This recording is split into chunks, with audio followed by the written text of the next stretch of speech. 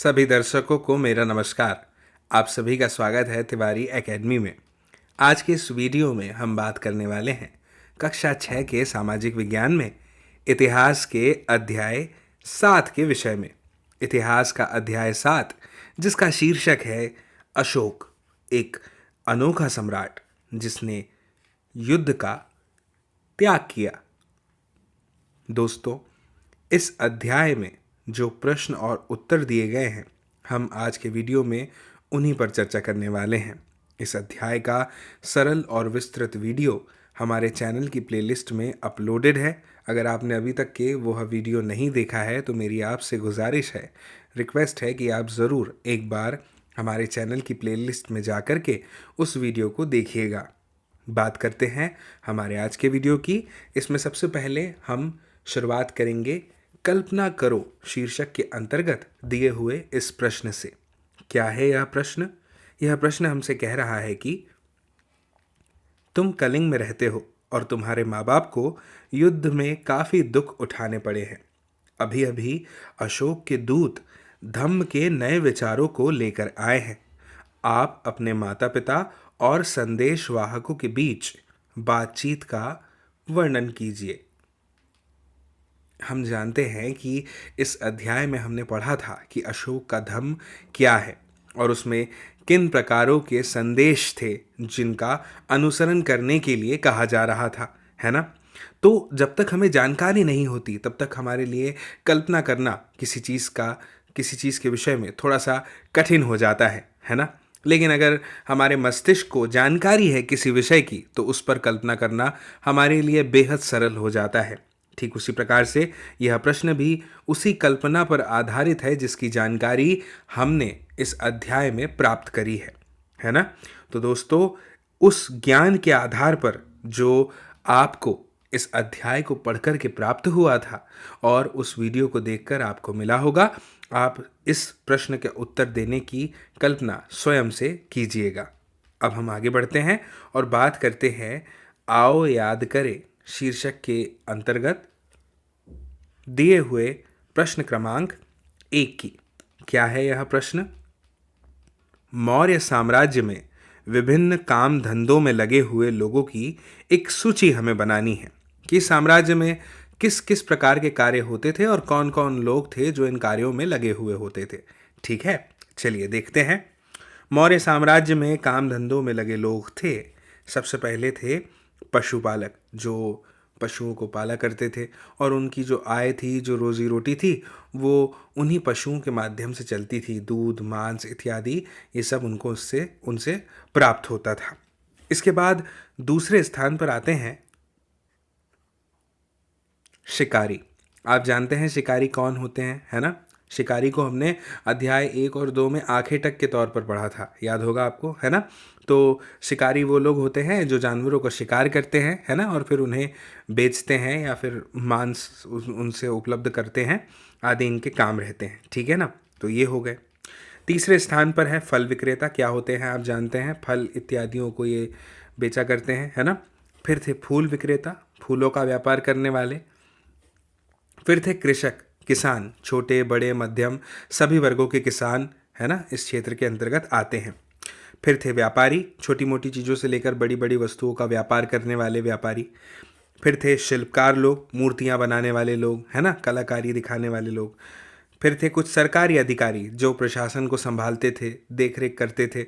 हम जानते हैं कि उस समय किस तरह से पूरी की पूरी पूरा जो प्रबंधन था, जो मैनेजमेंट था, वो किस तरह से कार्य करता था, है ना।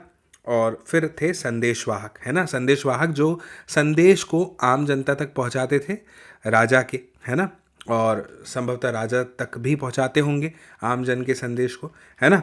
ठीक है, तो मुझे उम्मीद है कि आपको यह प्रश्न क्रमांक 1 जो दिया गया था उसका उत्तर समझ में आ गया होगा, है ना। हमने सूची बनाने के लिए हमसे कहा गया था और हमने सूची बना दी है उन तमाम लोगों की जो काम धंधों में लगे हुए थे उस समय। ठीक है, चलिए अब आगे बढ़ते हैं और आगे बढ़ते हुए बात करते हैं प्रश्न क्रमांक 2 की।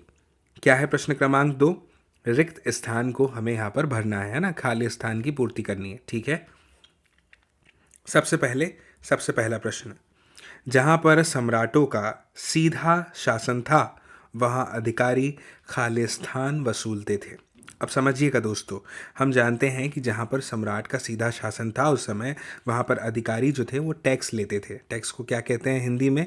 कर कहते हैं। तो यहाँ पर जो उत्तर है वो क्या आ जाएगा? कर, है ना। मैं लिख देता हूँ, कर वसूलते थे। ठीक है, अगला देखते हैं। अगला प्रश्न क्या है?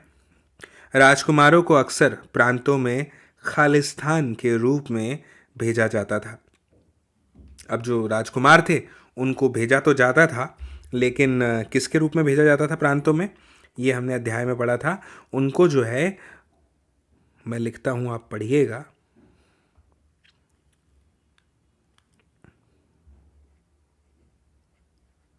गवर्नर के तौर पर भेजा जाता था। ठीक है, अब तीसरे प्रश्न पर आते हैं।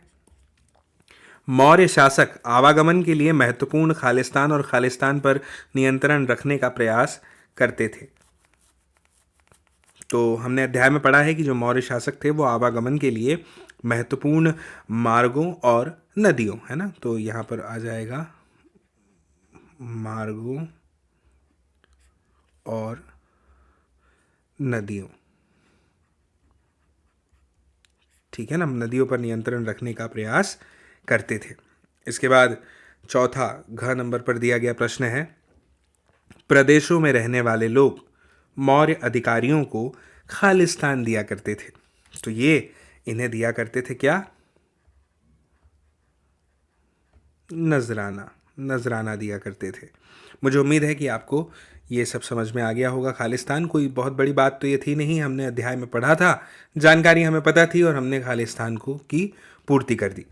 चलिए अब आगे बढ़ते हैं और बात करते हैं प्रश्न क्रमांक 3 की। क्या है प्रश्न क्रमांक 3? बताओ कि निम्नलिखित वाक्य सही है अथवा गलत। हमें सत्य असत्य बताना है। ठीक है, बता देते हैं। सबसे पहले स्थान पर पहला वाक्य हमें दिया है पहले क्रमांक पे, क पे, उज्जैन उत्तर पश्चिम की तरफ आवागमन के मार्ग पर था। हम जानते हैं कि यह उत्तर पश्चिम की तरफ आवागमन के मार्ग पर नहीं था, हमने अध्याय में पढ़ा है, और इसलिए ये जो वाक्य है ये हो जाएगा गलत, है ना। हम यहाँ पर गलत लिख देंगे। इसके बाद में दूसरे नंबर पर दिया गया प्रश्न क्या है? ख नंबर पर, आधुनिक पाकिस्तान और अफगानिस्तान के इलाके मौर्य साम्राज्य के अंदर आते थे, यानी मौर्य साम्राज्य उस समय यहाँ तक फैला हुआ था। हमने अध्याय में पढ़ा है, बात ठीक है। तो हम यहाँ पर लिख देते हैं सत्य या फिर सही। ठीक, अब अगले प्रश्न पर आते हैं। क्या है अगला प्रश्न? चंद्रगुप्त के विचार अर्थशास्त्र में लिखे गए हैं। बिल्कुल गलत। अर्थशास्त्र तो कौटिल्य की रचना है। जो खास करके लिखी जो गई है वो राजनीति पे लिखी गई किताब है, नाम अर्थशास्त्र है। अर्थशास्त्र की बहुत कम चीज़ें जो राजनीति से उस समय संबद्ध थी, जुड़ी थी, वो देखने को मिलती है। खैर, आगे बढ़ते हैं। अगला प्रश्न जो है वो क्या लिखा हुआ है? कलिंग बंगाल का प्राचीन नाम था। ये बात बिल्कुल गलत है ना। अब अगले प्रश्न पर बढ़ते हैं। पांचवा क्या है? अशोक के ज़्यादातर अभिलेख ब्राह्मी लिपि में लिखे गए हैं। ये वाली बात जो है ये सही है। ठीक है, मुझे उम्मीद है आपको ये गलत सही जो है, सत्य असत्य, ट्रू फॉल्स समझ में पूरे आ गए होंगे। ये भी बहुत सरल हो जाते हैं अध्याय पढ़ा होने के बाद, है ना। जानकारी हो तो हर प्रश्न का उत्तर बहुत सरल है ना। ठीक है, अब आगे बढ़ते हैं और आगे बढ़ते हुए बात करते हैं आओ चर्चा करें के अंतर्गत दिए हुए प्रश्न क्रमांक 4 की। क्या है प्रश्न क्रमांक 4? उन समस्याओं की हमें सूची बनानी है जिनका समाधान अशोक के धम्म के द्वारा अशोक जो है वो करना चाहता था। ठीक है, अभी बना देते हैं। वह समस्याएं जिनका समाधान अशोक धम्म द्वारा करना चाहता था वह कुछ इस प्रकार से है। सबसे पहले, भिन्न भिन्न यानी अलग अलग धर्म को मानने वाले लोगों के बीच आपसी जो मतभेद थे, जो टकराव था, उसको वो दूर करना चाहता था, है ना। ठीक है, इसके बाद में दूसरा, नौकरों और दासों के साथ क्रूर व्यवहार, ये समस्या को भी वो अपने धर्म के द्वारा सुधारना चाहता था, सही करना चाहता था। इसके बाद समाधान ढूंढना चाहता था। तीसरा, पड़ोसियों के बीच के झगड़े, इसको वो निपटाना चाहता था। और चौथा, बेजुबान जानवरों की बलि देना जो था, इस पर वह रोक चाहता था या इसका समाधान खोजना चाहता था। तो अशोक धम्म द्वारा इन सारी समस्याओं का समाधान करना चाहता था। बड़ी सरलता से हमने सूची बना दी। अब आगे बढ़ते हैं और आगे बढ़ते हुए बात करते हैं प्रश्न क्रमांक 5 की। क्या है? धम्म के प्रचार के लिए अशोक ने किन साधनों का प्रयोग किया? ठीक है, आप प्रश्न समझ गए, बहुत ही सरल भाषा में था। उत्तर देखते हैं क्या है। इसका उत्तर है, धम्म के प्रचार के लिए अशोक ने ना धम्म महामात्य नाम के अधिकारियों की नियुक्ति करी। यानी एक अधिकारी ही अलग से नियुक्त कर दिए थे और उनको नाम क्या दे दिया था? धम्म महामात्य, ताकि वे लोग क्या कर सके? धम्म की शिक्षा जो है उसको दे सके। इसके बाद क्या किया अशोक ने? अपने संदेश कई जगहों पर शिलाओं और स्तंभों पर खुदवा दिए और अधिकारियों को यह आदेश दिया कि वे राजा के संदेश को उन लोगों को पढ़कर सुनाएं जिन्हें पढ़ना नहीं आता था, ताकि वे लोग भी हमें पढ़ना नहीं आता ये सोच करके इससे अनभिज्ञ न रहें। यानी सब तक उसने प्रयास किया इन संदेशों को पहुंचाने के लिए। आप जानते हैं उसका हृदय परिवर्तन हो गया था, है ना। युद्ध के बाद उसने इतना बड़ा विनाश देख लिया था तो उसको समझ में आया कि इससे कुछ प्राप्त अंततः नहीं हुआ। ठीक है, अब आगे बढ़ते हैं और बात करते हैं प्रश्न क्रमांक 6 की। क्या है प्रश्न क्रमांक 6? तुम्हारे अनुसार दासों और नौकरों के साथ बुरा व्यवहार क्यों किया जाता होगा? क्या तुम्हें ऐसा लगता है कि सम्राट के आदेशों से उनकी स्थिति में सुधार हुआ होगा? अपने जवाब के लिए अपने कारण को भी बताइए। ठीक है, प्रश्न हम समझ गए हैं, उत्तर पर बात करते हैं, है ना। प्रश्न क्या पूछा कि जो दास हैं, नौकर हैं, उनके साथ बुरा व्यवहार क्यों किया जाता होगा? हमारे अनुसार हमें बताना है और यह भी बताना है कि क्या हमको ऐसा लगता है कि जो सम्राट थे उनके आदेशों से उनकी स्थिति में सुधार हुआ होगा। अपने जवाब के लिए हमें कारण भी देना है। मिला जुला उत्तर देते हैं। सबसे पहले हम अपने उत्तर में ये बताते हैं कि दासों के साथ दुर्व्यवहार इसीलिए किया जाता था क्योंकि वे नीचे वर्ण के होते थे। इन्हें समाज में हीन दृष्टि से देखा जाने लग गया था। लोगों में यह धारणा थी कि शूद्र अथवा दास जो है वो निम्न वर्ग के कार्य और अत्याचार सहने के लिए ही होते हैं। सम्राट के आदेशों से स्थिति में सुधार आया होगा क्योंकि अशोक ने अलग अलग विभाग बनाए थे जिनके कर्मचारियों का कार्य था यह देखना कि सम्राट के आदेशों का पालन ठीक प्रकार से हो रहा है या नहीं हो रहा है। ठीक है, मुझे उम्मीद है कि आपको यह उत्तर बखूबी समझ में आ गया होगा। अब आगे बढ़ते हैं और आगे बढ़ते हुए बात करते हैं आओ करके देखे इस शीर्षक के अंतर्गत दिए गए प्रश्न क्रमांक 7 की। क्या है प्रश्न क्रमांक 7? रोशन को यह बताते हुए कि हमारे रुपयों पर शेर क्यों दिखाए गए हैं एक पैराग्राफ लिखना है। कम से कम एक और चीज का नाम लेना है जिन पर इन्हीं शेर के चित्र बने हुए हैं, शेरों के। ठीक है, अभी बता देते हैं। भारतीय नोट पर शेर के चित्र का ऐतिहासिक महत्व रहा है। सम्राट अशोक जो थे उनके शासनकाल के दौरान पत्थरों को काटकर 4 शेरों की मूर्ति बनाई गई और फिर उन्हें सारनाथ में एक विशाल स्तंभ पर स्थापित किया गया। ये चित्र सिक्कों पर तो देखते हैं, इसके अलावा अंतर्देशीय पत्रों पर भी हमें यह चिन्ह देखने को मिल जाते हैं। ठीक है, तो मुझे उम्मीद है कि आपको इस प्रश्न क्रमांक 7 का उत्तर भी मिल गया होगा। अब हम आगे बढ़ते हैं और आगे बढ़ते हुए बात करते हैं प्रश्न क्रमांक 8 की। क्या है प्रश्न क्रमांक 8? प्रश्न क्रमांक 8 है, अगर तुम्हारे पास अपना अभिलेख जारी करने की शक्ति होती तो तुम कौन सी 4 राजा आज्ञाएं यानी राजा की आज्ञाएं जो होती हैं वो देते? अब देखिए, समझिए, हमसे कहा जा रहा है कि हमारे पास में ऐसी शक्ति होती जिससे हम अपना अभिलेख जारी कर सकते हैं, तो कौन सी 4 राज आज्ञाएं देते? सबके लिए यह प्रश्न का उत्तर अलग अलग हो सकता है ना, क्योंकि यह प्रश्न का उत्तर देना अपनी समझ और अपने ज्ञान पर आधारित है। लेकिन फिर भी एक मिला जुला उत्तर किस तरह से दिया जा सकता है, कॉमन आंसर आप इसे कह लीजिए, वो मैं आपको यहाँ पर बता देता हूँ। ठीक है, सबसे पहली जो राज आज्ञा है वो सभी धर्मों के लोग एक दूसरे के धर्मों का सम्मान करें।